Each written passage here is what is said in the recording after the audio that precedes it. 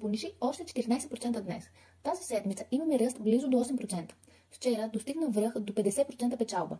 Идва въпросът. Ще видим ли Трамп да надмине предишните си най-високи стойности за всички времена от $70 и потенциално да достигне 100, или трябва да напуснем този проект още сега? Криптонастроенията бяха наистина интересни през последните няколко дни. Вчера Аржентина пусна мем монета и на практика изпразни джобовете на всичките си инвеститори, което предизвика много мечи настроения на пазара. Даже група адвокати съдят президента на Аржентина заради това. Пазарите обаче неочаквано падат само с 6% през деня. Индексът на страха и алчността е 41, което не е много лошо. Биткоин бавно се подготвя да достигне отново $100,000 и както всички казват, изглежда, че сезонът на откойните е на ъгъла. Разглеждаме най-добрите мем монети и Трамп все още в списъка, класиран на 4-то място. Близо сме до обръщането на Пепе, но мисля, че Пепе ще удържи на позицията си. Това, което наистина искам да видя, е Доджи на номер 1, Пепе на номер 2 и след това Трамп на номер 3. Потенциално дори да изтласка Панчи Пингуинс също в този списък. Може би поставянето на Панчи Пингуинс някъде на 4-та позиция. Това са моите 4 най-добри варианти за инвестиция днес. Честно казано, мисля, че Трамп определено ще надмине сегашната сцена. Ще се скочи на една от топ 3 позиции на мем класациите в CoinMarketCap и няма да слезе скоро. Мисля, че когато пазарите започнат да се нагряват, ще видим огромен обрат навсякъде.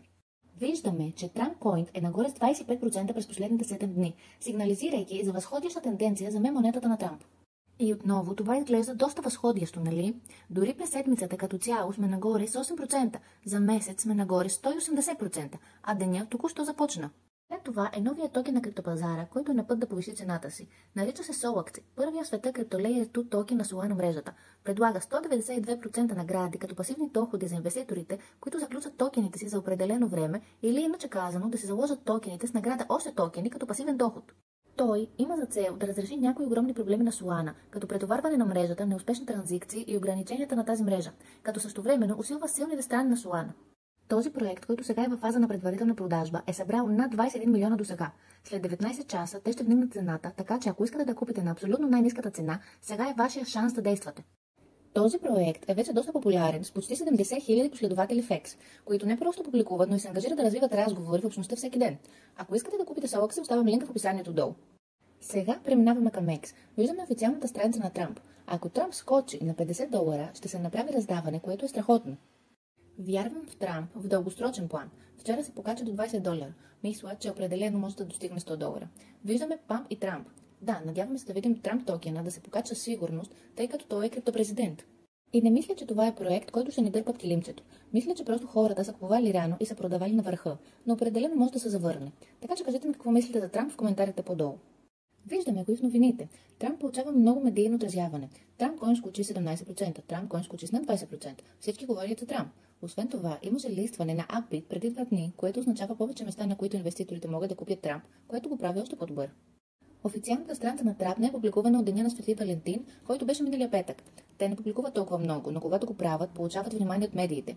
Очевидно, тъй като президентът подкрепя този проект, ще трябва да се отрази каквато и да е новина за неговия токен. И по отношение на пазарите, той е почти достъпен за закупване навсякъде. Има го на Binance, Bybit, Coinbase, Exchange, KuCoin. Отново мисля, че в дългосрочен план това ще бъде мащабен проект. Не мисля, че изобщо има смисъл да обяснявам Трамп. Не много отдавна успяхме да надминем $20. Мисля, че беше буквално вчера, когато достигна 23. И мисля, че следващия голям скок ще надхвърли $25, след като потенциално ще достигне зоната от 100.